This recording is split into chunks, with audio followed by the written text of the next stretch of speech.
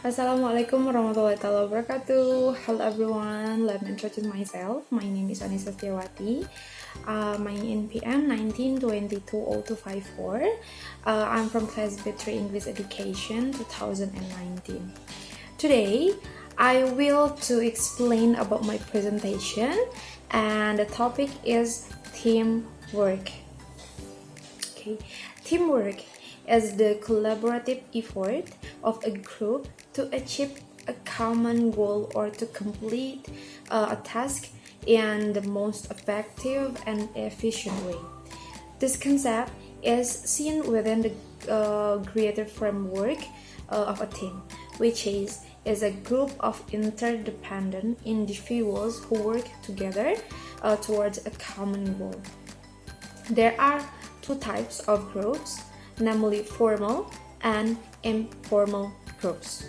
A formal work group is a work group that is formally formed or arranged by a manager, where the work group is given tasks and work related to achieving organizational goals. And informal work groups are work groups that arranged by themselves, when several members of the organizations whose activities are usually not directly related to the routine plans of the organization, but will indirectly affect the performance of the organizational people.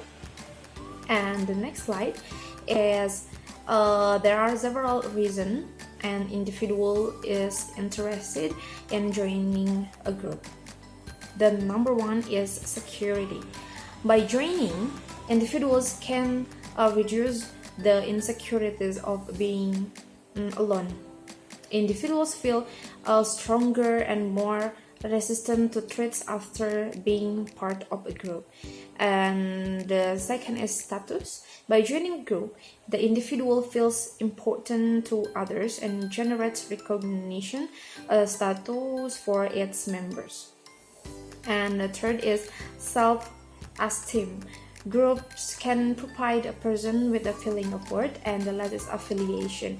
Groups can meet social needs for most individuals. Interaction at work is the main source of meeting the need for affiliation. We move to the next slide. There are several differences between a team and a group. For its goals, groups share information, helping each other make individual performance decisions. And for teams, the need for collective work, helping each other for the sake of joint efforts. For synergy, group, neutral, sometimes negative. And for team, positive through coordinate efforts. For accountability, groups, individuals do not complement each other, but for team, individual and complementary. And as for skills, group, random and rare, and for team, replace each other. And this is quotes from Stephen and Timothy 2008. State, teamwork is a group whose individual efforts produce higher performance than the sum of individual inputs. And the next slide is team type. The number one, team problem solving. Problem solving are groups of 5 until 12 people from the same department who meet several hours a week to discuss various ways to improve quality, efficiency, and work environment. And number two is self-managed team. Self-managing work teams are a group of 10 or 15 people who assume the responsibilities of their former supervisors. And the third is team cross-functional. A cross-functional team is people from more or less the same hierarchical level, but from different areas of work, who come together to complete a task. And the last is team virtual. A virtual team is a team that uses computer technology to unite physically separated members to achieve a common goal. For the next slide is benefits and function of work teams. Teams benefit for individual. The first is more varied jobs. The second is more freedom to make and follow through on the right decisions.